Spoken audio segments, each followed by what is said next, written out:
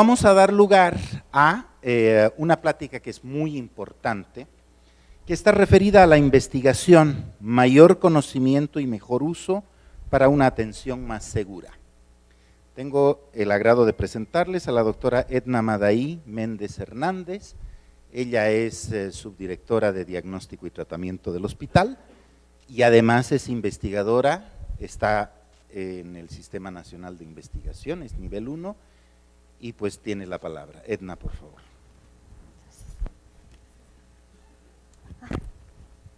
¿Listo? ¿Sí? Ok. Buenos días. Bueno, pues espero que la plática que preparé y que estoy a punto de compartirles les sea de interés y sobre todo de utilidad. Estoy segura que a ninguno de los que estamos en este recinto tenemos dudas acerca de la importancia de la investigación. Pero más allá de esto, a todos se nos es importante la investigación, pero es también importante considerar que los resultados de la investigación deben de tener gran trascendencia para la toma de decisiones en salud. Al respecto de esto, numerosos trabajos han abordado este dilema y lo que queda claro es que por un lado los investigadores tenemos como función principal el generar conocimiento para mejorar la salud de las poblaciones, ¿cierto? Y por el otro lado, quienes están tomando decisiones en salud, los directivos, los gerentes, también tienen como visión única que todas las decisiones que tomen sean para beneficio de la población.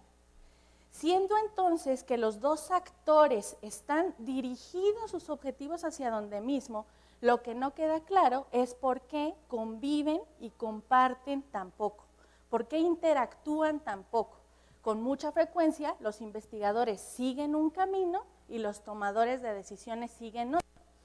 Y no me dejarán mentir, y lo dice el artículo que usé como referencia, para decir que con frecuencia somos testigos de cómo las decisiones se toman con base en presiones políticas, situaciones quizás de intuición en ocasiones, o del propio contexto personal y las experiencias previas, etcétera, en N cantidad de factores, y en última instancia, en función de los resultados de investigación. Esto está caracterizado en diferentes países.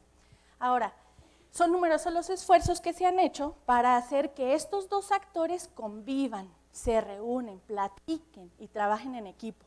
Y uno de estos esfuerzos fue iniciado por la Fundación Canadiense de Investigación en Sistemas de Salud, quien desarrolló una herramienta, que es esta que tengo aquí en la pantalla, y que después fue tomada por el Instituto Nacional de Salud Pública, traducida y validada en México, para poder medir qué tanto los tomadores de decisiones utilizan la investigación para hacer su trabajo. Esta herramienta tiene 4 secciones, y entre las secciones, la primera es adquisición, es decir, le pregunta a los tomadores de decisiones si en sus áreas de trabajo, si en sus programas, si en sus instituciones tienen personal capacitado para hacer investigación, si cuentan con incentivos para estimular a la gente a que haga investigación, si tienen recursos, no solo en términos económicos, sino también conocimientos, equipos, acceso a buscadores científicos, etcétera, y si además las instituciones tienen convenios con áreas que se dediquen exclusivamente a hacer investigación, de tal forma que la institución tenga la capacidad de adquirir la investigación científica o los resultados generados por esta. También se pregunta en el instrumento si buscamos la investigación en los lugares adecuados. Muchos de ustedes me pueden decir que a diario leen artículos científicos, pero esto que leen, ¿lo están buscando en los lugares adecuados? Es la siguiente pregunta del instrumento. La otra etapa del instrumento incluye el análisis, es decir, las instituciones tienen personal capacitado para que interprete los resultados de investigación de forma adecuada, que entienda qué es un intervalo de confianza al 95% o un alfa de 95%, un beta de 20%. Hay quien lo entienda y lo traduzca de manera amigable a los tomadores de decisiones. Podemos determinar, esta gente que está capacitada puede determinar qué artículo de investigación es pertinente y aplicable a las condiciones que tenemos en nuestra institución.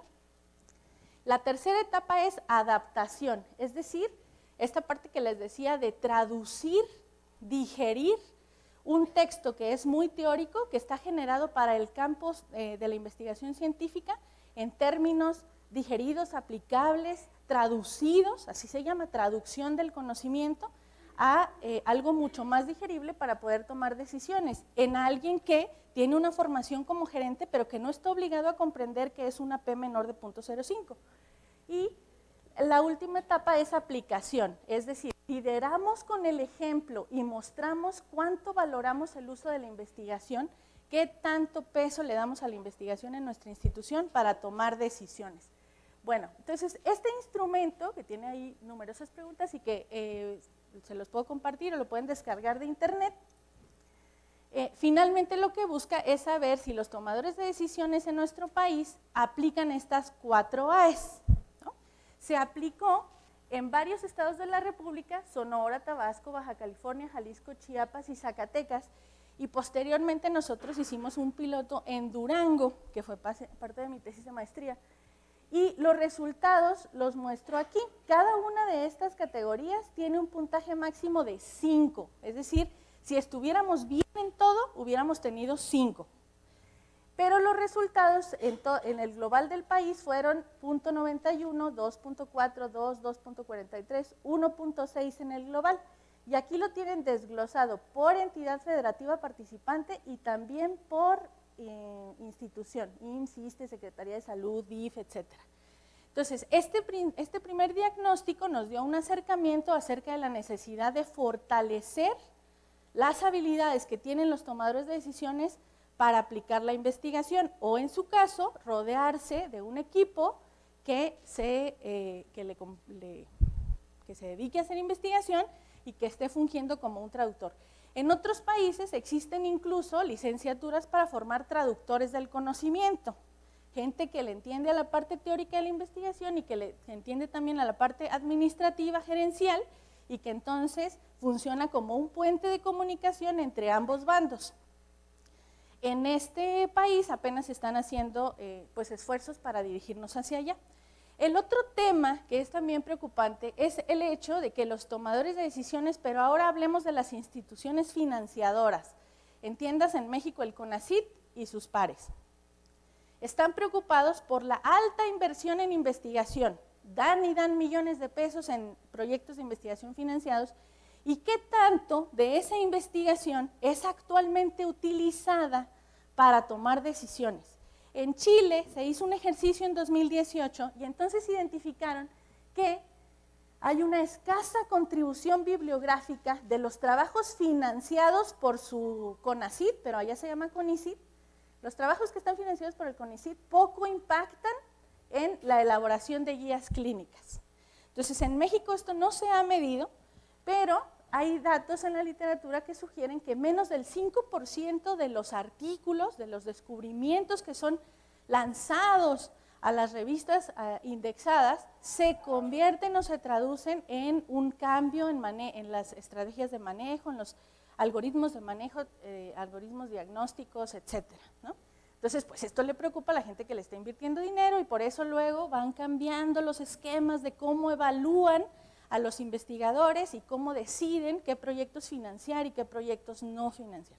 Y en este barco pues hay que subirnos todos, porque gradualmente a todos se nos va a ir exigiendo que cualquier proyecto de investigación para el que queramos financiamiento impacte en la toma de decisiones. De otra manera, pues no nos lo seleccionarán, ¿no? Y bueno, en México todos conocemos el catálogo maestro de guías de práctica clínica y si eligen la que ustedes quieran, pueden identificar aquí las referencias bibliográficas utilizadas para documentar la evidencia o la recomendación, según el caso. De esta manera podríamos tener un acercamiento en nuestras guías de práctica clínica qué tanto está impactando la investigación de autores nacionales generada en México. Pero lo que también es importante y que finalmente uno de los objetivos de la charla es establecer por qué la investigación es tan importante para que al hacer un mejor uso de esta podamos tomar decisiones que garanticen una atención segura en el paciente, pues existen, todas las guías de práctica clínica tienen estas escalas de gradación. Con mucha frecuencia en los pasillos me preguntan que cómo podemos decidir entre qué artículo es mejor que otro, ¿no? Si tenemos una discusión de un caso clínico, que fue el caso más reciente, y un autor dice una cosa y el otro autor dice otra cosa, yo como operativo que estoy frente al paciente, ¿qué herramientas tengo para discriminar de todo el mundo de investigación, de información científica que se genera día con día, cuál es la mejor? Y bueno, pues mi respuesta, aunque es un poco evasiva sinceramente, porque es necesario tener no es fácil tomar una decisión en este punto, y hay muchas herramientas para poder tomarla. Entonces, dentro de toda esta lista de herramientas, que seguro no les va a dar una respuesta definitiva, pues está el hecho de que cada artículo de investigación puede ser categorizado en una escala de nivel de evidencia. Y entonces, los artículos que tengan estas características, como ensayos clínicos, con bajo riesgo de sesgos, pues serán mejores que los artículos que están categorizados en el nivel 2, que son los ensayos, las cortes y los casos y controles, o los 3, que son los estudios descriptivos. Entonces, si ponemos sobre la mesa un artículo de ensayo clínico y un artículo descriptivo, pues siempre te diré que es mejor el ensayo clínico, en base a estas escalas que existen, y que esta no es la única. También existen, está la escala de Sackett, que tiene más o menos, esta tiene 5 niveles, pero igual los de nivel 1 son los mejores, ensayos clínicos, metaanálisis con muy bajo riesgo de sesgos. Los nivel 2 pues ya serían los casos y controles y las cortes, 2, 3, y en el 4 y 5 estudios descriptivos, series de casos y consensos de expertos, ¿no? Entonces, si tienen una duda de cuál artículo es mejor que otro, empecemos por las escalas de gradación. Y el segundo punto importante a considerar dentro de cómo decido qué artículo es mejor que otro, pues seguramente que será este. Este es, todos lo hemos oído, es un nombrecito muy popular y que nos da mucho miedo a los investigadores, que se llama factor de impacto de la revista. Y el factor de impacto de una revista, pues simple y sencillamente las mide en términos de calidad. El factor de impacto de una revista no es otra cosa, sino una relación matemática entre el número de artículos que publica una revista en un periodo de tiempo y el número de veces que esos artículos son leídos por otros investigadores y citados en sus trabajos. Entonces, si una revista publica 10 artículos en un año, por poner un ejemplo un poco burdo, pero útil para ejemplificar, si la revista me publicó 10 artículos en un año y esos 10 artículos fueron citados solo una vez cada uno, tengo 10 citas, 10 artículos. 10 entre 10 me da un factor de impacto de 1. Pero si esa misma revista que publicó 10 artículos, los artículos se citan 100 veces, entonces 100 citas entre los 10 artículos tiene un factor de impacto de 10, ¿sí?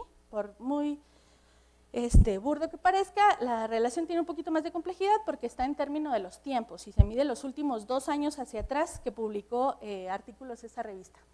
Entonces, pues ustedes pueden revisar en las páginas de internet de las revistas. Este, por ejemplo, es un screenshot de la New England Journal y el factor de impacto es 79.2.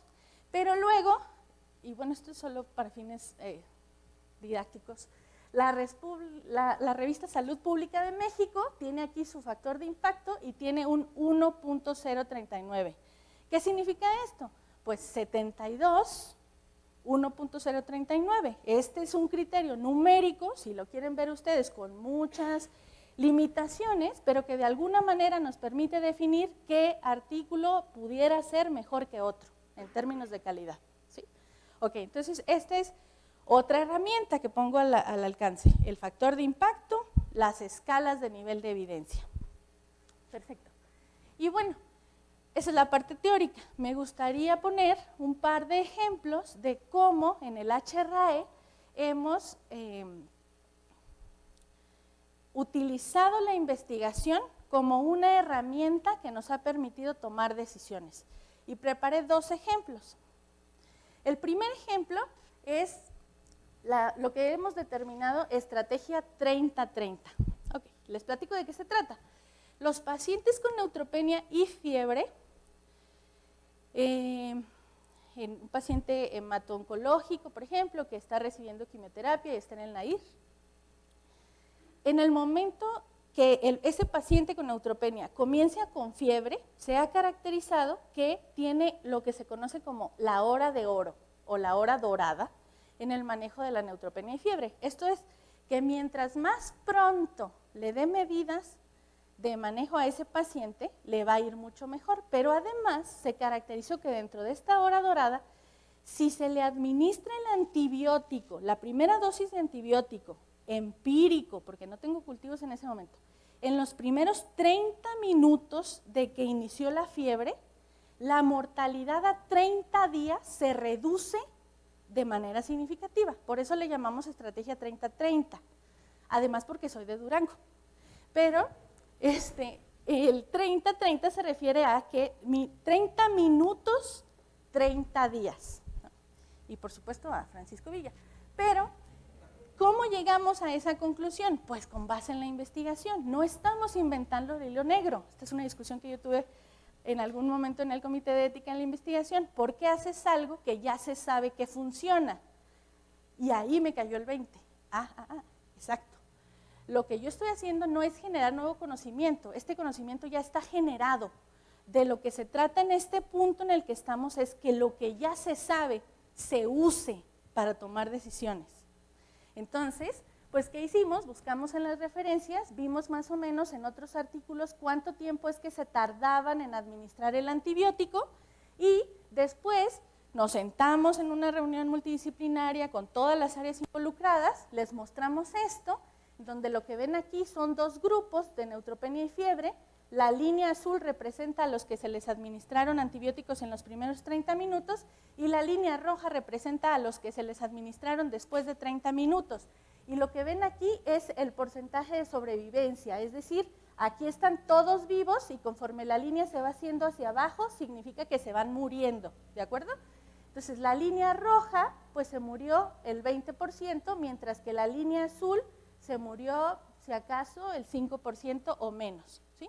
Y con estas evidencias, que documentamos muchas más, pero por fines de tiempo elegí la que me parece más representativa, pues se integró una estrategia en donde lo que se buscó es que el paciente que iniciaba con fiebre se le diera el antibiótico en los primeros 30 minutos y después evaluamos sus resultados. Esta es la mortalidad antes de la intervención y esta es la mortalidad posterior a la intervención con una prueba de hipótesis.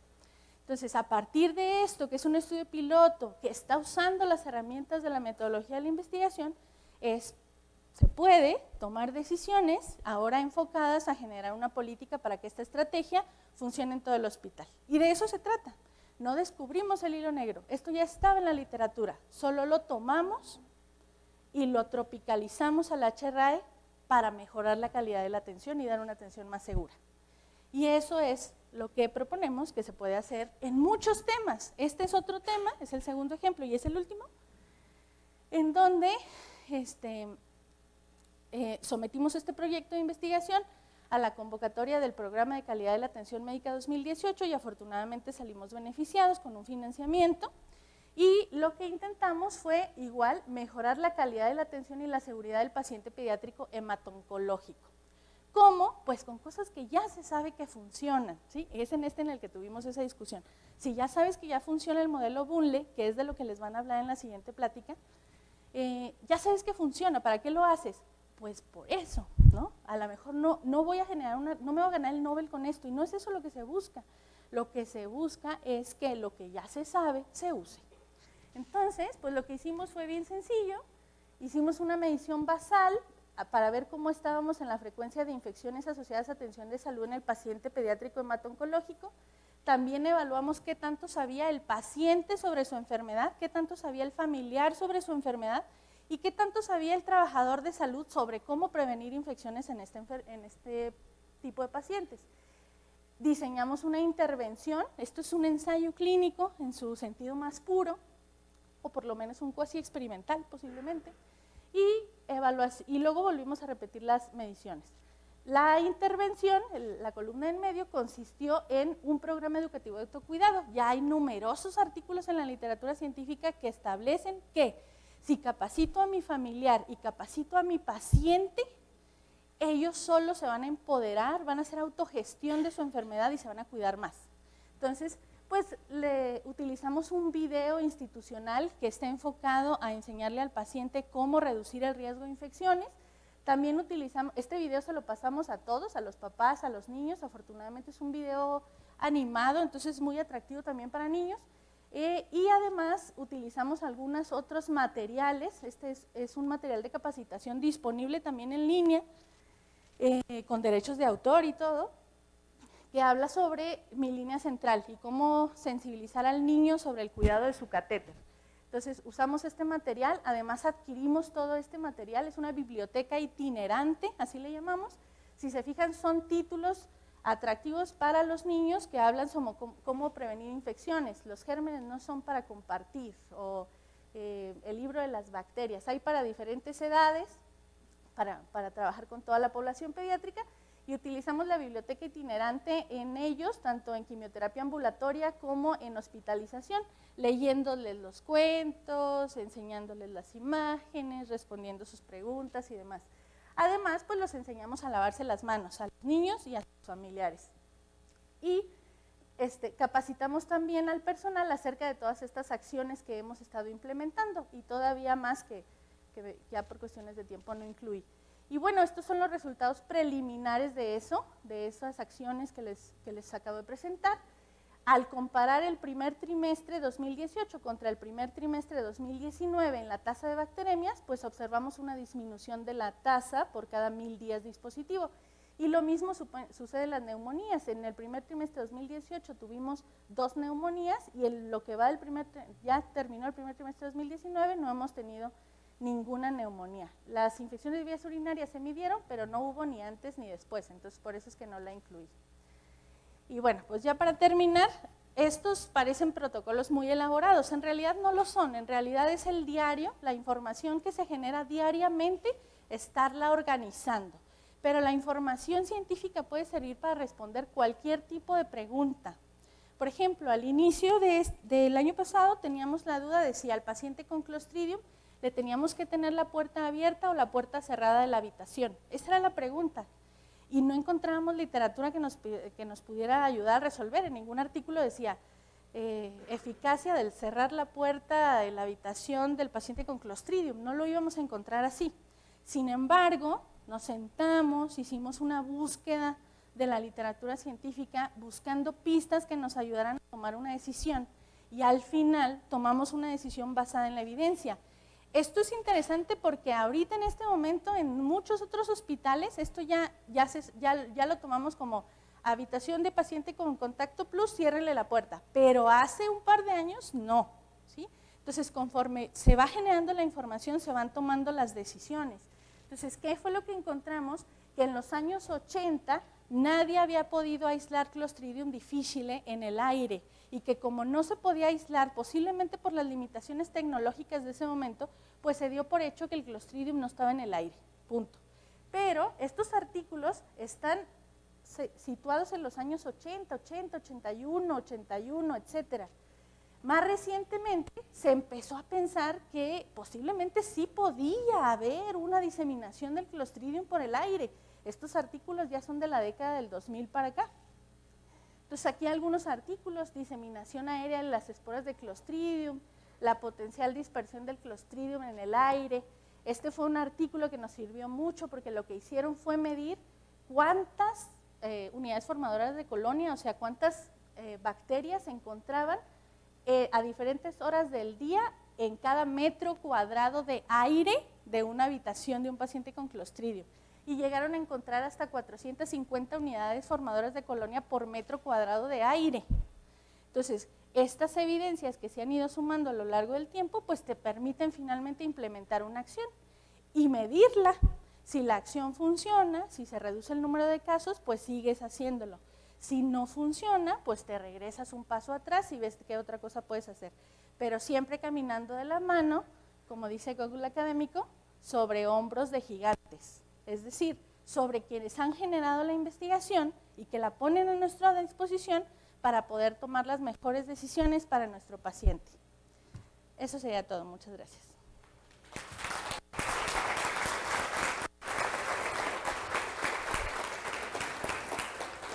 Muchas gracias, doctora Edna. Abrimos la palabra para quien quiera hacer algunas preguntas, doctora. Pues yo más que nada un comentario, te felicito. Esto que viertes aquí, pues yo te he visto cómo has impulsado el servicio de epidemiología, siempre buscando maneras sin formas de disminuir la infección que ocurre en la unidad. Y le has metido todo para ir creciendo y logrando esto. No eres una gente que le da flojera a la noche, fin de semana. Yo te he visto aquí, este gran compromiso que has mostrado y estos resultados que vas teniendo, que mucha gente puede minimizar. Y bien dices, yo no vine a aportar una cosa nueva, pero estás aplicando algo que tiene utilidad. Hoy venía reflexionando, ¿qué más tengo que hacer en investigación de este hospital? Tenemos 70 artículos publicados hoy hasta nivel 7 y me preguntaba, ¿tienen utilidad real o no la tienen? Porque entonces está generando un conocimiento como que para qué. Y eso yo quisiera que me lo contestara el responsable de investigación de este hospital. ¿Qué utilidad tiene? Si tiene utilidad para nosotros, ¿por qué no lo presenta para que seamos la gente que los utilice y digamos, reafirmamos lo que tú encontraste? ¿Realmente tiene utilidad? Esa pregunta me la hice. Están en revistas de impacto, de todos los impactos. Formidable y felicitaciones. ¿Qué utilidad tiene para nosotros? Ver desvinculada, vuelvo a insistir, la investigación de las áreas clínicas. Yo de veras del General de México, yo no conocía a los investigadores. En el Juárez el mismo tema, los conocí porque iba mucho a la unidad, pero que se involucre en áreas clínicas jamás. No sé qué pasa, a lo mejor no les aporta mucho. Todos esos ítems también por otra parte que viste o que se publican para hacer una excelente investigación, híjole, sin que los midieran, sé que estamos mal. Aquí, cuando yo arranqué, busqué tiempo, dije, pues ellos también tienen derecho a estudiar y seguir capacitándose e investigar, concedí un día. ¿Sabes cuántos artículos surgieron? Ninguno. ¿Sabes qué hicieron con ese día? Nada. ¿Sabes dónde andaban? En la nada. Entonces, ¿por qué tú piensas que es útil esto? Y realmente la gente que quiere hacer un algo más, hace lo que tú. Yo no sé, le metes demasiado tiempo acá. Y cada quien. Pero la gente que destaca se distingue y te distingues. Entonces, si yo tuve dudas de ti, te distingues por todo este esfuerzo que haces. Y la gente que logra algo y que va aún más allá, hay un compromiso mayor. Entonces yo lo quisiera ver en muchas personas, desgraciadamente no todo mundo va a hacer ese algo más. Cuando tú escribes un artículo, yo también muchos años fue escrita y yo quería hacer algo más, era invertirle un poco más de tiempo, de mi tiempo que consideraba que ya no se lo tenía que dar a la institución. Mucha gente está pendiente del reloj, a qué horas me retiro, no aporta aún más, que es la mayoría. Doloroso y triste, pero así es lo que ocurre. Yo quisiera que tuviéramos un estándar, eso es como difícil, pero quisiera lograr cosas en investigación, quisiera ver más compromiso, que me digan qué más podemos hacer. Sé que está el área muy, falta de equipamiento, falta de cosas, híjole, pero es como todo, cuando tú deseas algo, yo no sé cómo encuentras esa puerta, esa manera para conseguir lo que tú quieres, porque mucho es del individuo. Y que trasciendan, trato de ver qué cosas ha aportado la medicina mexicana al mundo, surgidas de la investigación, cuánto ha aportado. Y a mi mente ahorita no viene nada, a lo mejor ahí otra gente tenga idea, mismo Pedro Curi, cuántas cosas hemos aportado. O por ejemplo el instituto, que dice las válvulas biológicas y que mucho se enoja Cardosa, si esta sirviera tanto, híjole, ¿por qué no se la ponen al más millonario? Ah, no, es para la gente que tiene menos recursos. Entonces, esto que trasciende al mundo entero, pues de veras que tenga una aplicabilidad real, ¿no? Muchas gracias, Edna, felicitaciones.